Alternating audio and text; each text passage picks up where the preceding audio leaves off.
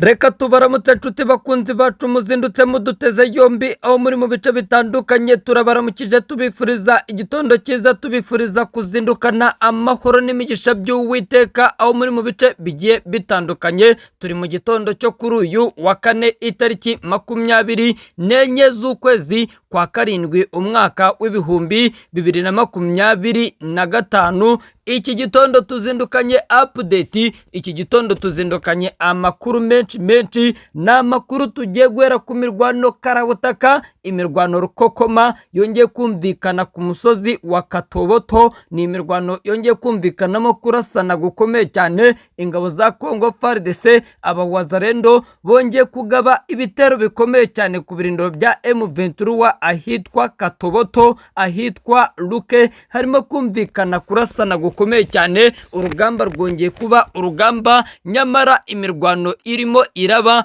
mu gihe hamaze gutangazwa itariki ntarengwa igomba gusinyirwaho amasezerano hagati y'impande zombi. Reka nkwibutse ko i Rwanda hamaze kumenyekana igihe leta y'i Kinshasa, igihe inyeshyamba za M23 bagomba gushyirira umukono ku masezerano, hagahagarikwa intambara irimo kumvikana ku butaka bwa Congo, hagahagarikwa kumvikana kw'amasasu aremereye akomeje kumvikana mu bice bigiye bitandukanye, hakanahagarikwa gukomeza gufata ibice kuri buri ruhande. Nyamara nkufitiye amakuru yose agendanye n'uduce tubiri twamaze gufatwa. ese ni FARDC yafashe utu duce, ese ni M23 yafashe utu duce? Ndaje ndakubwira byose kuri aya makuru, ni nako ndibuze gutera amatako nkakubwira impamvu igihugu cya Uganda cyangwa Perezida Yoweri Kaguta Museveni yaba yarafunguye umupaka wa Bunagana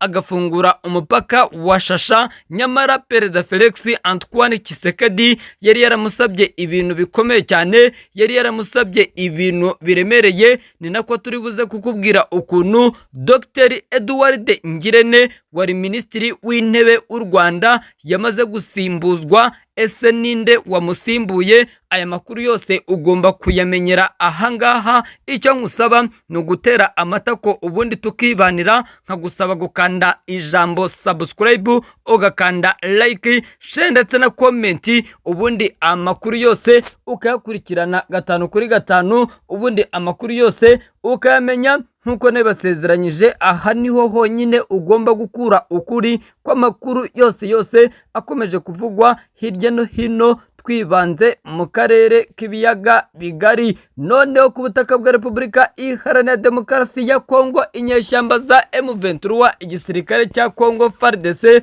barimo kwisubiranamo, barimo kurasana uko bwije nuko bukeye, barimo kumenagurana, barimo gucucumana ku musozi wa Katoboto, ku musozi wa Ruke, harimo kumvikana kurasana gukomeye cyane. Abarwanyi ba M23 bamaze kongera gusubira mu mirwano n'ingabo za leta y'i Kinshasa, nyamara bamaze gusubira mu mirwano mu gihe itariki 8 z'ukwezi kwa munani 2025 byari byitezwe ko hagomba gusinywa amasezerano burundu agomba guhagarika intambara irimo kumvikana no ku butaka bwa Repubulika Iharanira Demokarasi ya Congo. N'amasezerano yagombaga gusinywa, murabizi ko leta y'i Kinshasa n'izi nyeshyamba za M23 bemeranyije ko nta ruhande na rumwe rwemerewe kongera gufata akandi gace, nta ruhande na rumwe rwemerewe kongera gufata ibindi bice.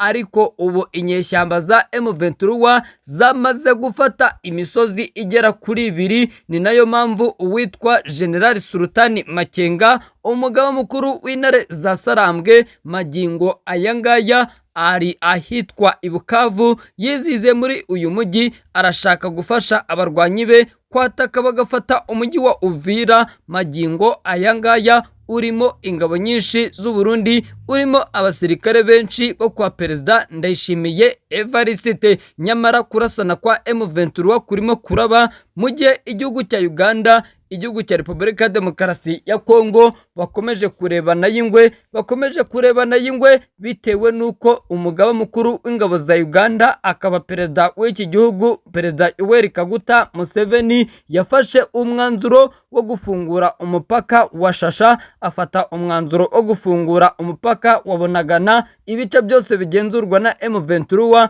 akabifungura, nyamara muri 2022 yarabisabwe na Perezida Felix Antoine Tshisekedi gufunga ibi bice kuko byagenzurwaga n'abarwanyi ba M23. Kuva icyo gihe kugeza na n'ubu ngubu bakaba aribo bakibigenzura. Inyeshyamba za M23 zafashe umujyi wa Bunagana, zifata umupaka uhuza ibihugu byombi, bafata agace ka Shasha.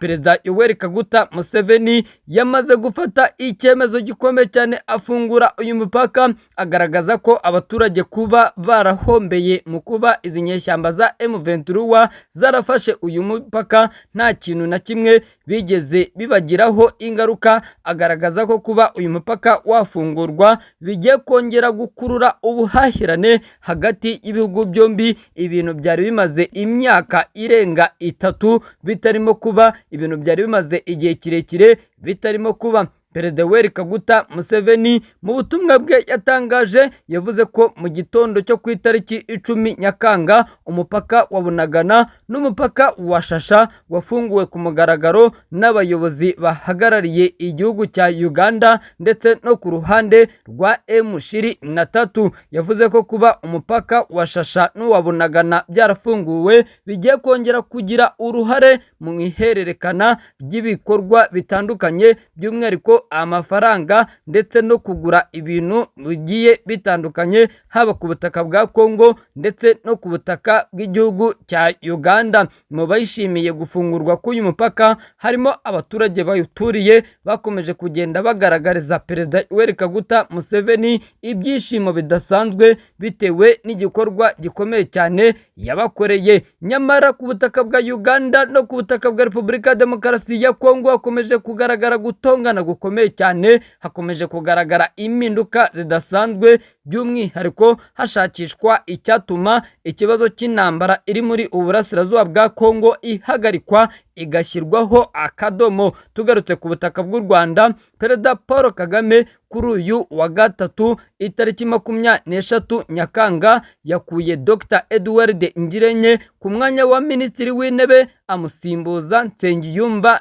Justine. Dr Edward Ngirente wari Minisitiri w'Intebe w'u Rwanda kuva 2017 ubwo yasimburaga kuri izo nshingano Anastase Murekezi. Dr Nsengiyumva Justine niwe wasimbuye nk'uko guverinoma y'u Rwanda yabitangarije ku rubuga rwayo rwa X, aho yagize iti: nyakubahwa Perezida Paul Kagame, Perezida w'u Rwanda amaze gushyiraho Minisitiri w'Intebe mushya ariwe Dr Justine Nsengiyumva. Dr Nsengiyumva wagizwe Minisitiri w'Intebe mushya yari amaze amezi 4 muri guverinoma yungirije Banki Nkuru y'igihugu BNR. Amakuru avuga ko Dr Nsengiyumva yakoze indi mirimo itandukanye, irimo kuba umunyamabanga uhoraho muri Minisiteri y'Uburezi hagati ya 2006 ndetse na 2008. Minisitiri w'Intebe mushya afite ubunararibonye mu bijyanye n'ubukungu, dore ko yakoze imirimo ijyanye no guteza imbere za politike z'amategeko ajyanye n'ubukungu n'ibindi bijyanye nabyo. Mbere y'uko aba visi guverineri wa Banki Nkuru y'igihugu yakoze mu Bwongereza, aho yari umujyanama mukuru w'ubukungu muri guverinoma y'Ubwongereza mu biro bishinzwe imihanda na gari ya moshi official Rail and Road kuva muri Mata 2016. Yakoze kandi nk'ushinzwe ubukungu mu ishami rishinzwe abakozi n'izabukuru muri guverinoma y'Ubwongereza kuva muri 2014 kugeza 2016. Ikindi nuko yabaye umunyamabanga wa leta muri Minisiteri y'Inganda n'Ubucuruzi mu Rwanda hagati ya Kamena muri 2005 kugeza Werurwe 2008. Yakoze kandi nk'ushinzwe gahunda umushakashatsi muri Refa Action hagati ya Kamena 2009 kugeza 2013. Minisitiri Dr Nsengiyumva Justin afite impamyabushobozi y'ikirenga mu bukungu yakuye muri kaminuza ya Leicester City mu Bwongereza muri 2011 kugeza 2015. Afite kandi ubumenyi mu cyiciro cya gatatu cya kaminuza mu bijyanye n'ingamba z'ubukungu n'imicungire y'ubwo yakuye muri kaminuza ya Nairobi muri Kenya, n'impamyabumenyi y'icyiciro cya kabiri ya kaminuza mu bucuruzi yakuye muri Catholic University East African, nk'uko amakuru dukesha ibinyamakuru byamaze gushyira ahagaragara. Nshuti bakunzi bacu, reka tubashimire, tubifurize kugubwa neza, tubifurize guhirwa mu mirimo mukora itandukanye ya buri munsi. Mboneraho gusaba wowe udukurikiye bwa mbere gukanda ijambo subscribe, ugakanda like, ugakanda share, ubundi amakuru yacu ukayakurikira 5 kuri 5 nk'uko nabibasezeranyije. Aha niho ugomba gukura amakuru yose akomeje kuvugwa muri aka karere k'ibiyaga bigari, twibanze ku butaka bwa Repubulika Iharanira Demokarasi ya Kongo. Mbona no gusuza uwitwa Habimana Jackson ku butaka bwa Uganda, nkasuza uwitwa Tuyizere Aphrodis, nkasuza uwitwa Maniraguha. Nawe nkagusaba kujya munsi ya video ukatubwira uherereye, ubundi tugagusuhuza 5 kuri 5.